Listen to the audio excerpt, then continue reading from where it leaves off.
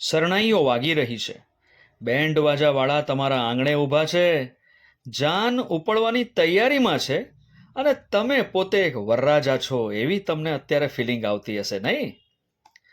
ઘરમાં અચાનક તમારું મહત્વ વધી જશે, ચારે કોરથી શુભેચ્છા સંદેશ આવવા લાગ્યા હશે, જરૂરી અને બિનજરૂરી સલાહોના ઓવરડોઝ આપવામાં આવશે. તમે કોઈ યુદ્ધ લડવા જઈ રહ્યા છો તેવી ભાવના થાય તો નવાઈ નહીં, પરંતુ આવા વાતાવરણની વચ્ચે પણ તમારે તમારી માનસિક શાંતિ જાળવી રાખવી અનિવાર્ય છે. અને આપણો આ વિડીયો તમારી માનસિક શાંતિમાં વધારો કરવા માટે બનાવેલ છે.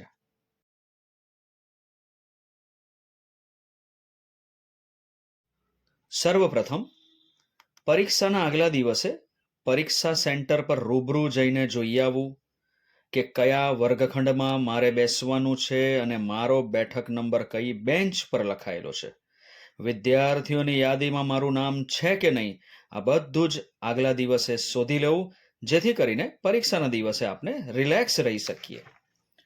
સાથે સાથે કંપાસને આગલા દિવસે જ શણગારી લેવાનો છે, એટલે કે સહેજ વપરાયેલી 2-3 બોલપેન, અણી કાઢેલી 2 સારી અને આખી પેન્સિલ, સંચો, રબર, ફૂટપટ્ટી, કોણમાપક વગેરે વગેરે યાદ રાખીને કંપાસમાં મૂકી દેવું.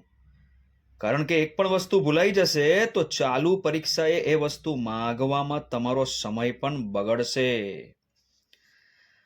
સાથે સાથે પરીક્ષાના આગલા દિવસે પુનરાવર્તન કરવાનો સમય મળશે. આપણને આખું પાઠ્યપુસ્તક કે આખો અભ્યાસક્રમ વાંચવો શક્ય જ નહીં બને. આવા સમયે જે જવાબો કે દાખલામાં તમને ડાઉટ લાગતો હોય એ જવાબો ઉપરથી એકવાર જોઈ જવા. પરીક્ષાના આગલા દિવસે વિદ્યાર્થીઓની સિક્સ સેન્સ જ સૌથી વધારે કામ લાગતી હોય છે. અને હા દોસ્તો, પરીક્ષાના આગલા દિવસે આવનારી ઊંઘને હું એટલું બધું મહત્વ આપીશ કે હું ત્યાં સુધી કહું કે પરીક્ષાની આગલી રાત્રિએ તમે કરેલી ઊંઘ પરીક્ષામાં તમારી સફળતા નક્કી કરતી હોય છે. એ વાતમાં સહેજ પણ અતિશયોક્તિ નહીં કહેવાય. અને હા, અપૂરતી ઊંઘને કારણે એવું થવાની પૂરેપૂરી શક્યતાઓ છે કે તમને આવડતી માહિતી કે સારી રીતે યાદ કરેલી માહિતીઓ પરીક્ષા સમયે જ યાદ ન આવે. અને હા, પરીક્ષાની આગલી રાત્રે ઊંઘ ન આવવી એ સ્વાભાવિક છે, કારણ કે જાતજાતના વિચારો અને શક્યતાઓ મગજમાં રમતી હોય, હૃદય જોર જોરથી ધબકતું હોય, હાથ ધ્રુજતા હોય. પરીક્ષાની આગલી રાતે થનારી આ નર્વસનેસ સર્વસામાન્ય છે. આવે વખતે ઊંડા ઊંડા શ્વાસ લો, ઈશ્વરનું નામ લો, કોઈ એક ગમતી પ્રાર્થના મનમાં ગાઈ શકો, કોઈ ગમતું ગીત સાંભળી શકાય, અને આ બધી પ્રવૃત્તિ તમારા મનને ડાયવર્ટ કરવામાં મદદ કરશે. જો દોસ્તો, તમે જે કરવાનું હતું તે તમે કરી ચૂક્યા છો.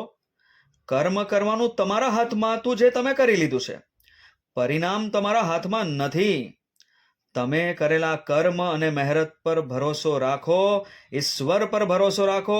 એ હંમેશા મહેનતુ લોકોની સાથે જ હોય છે.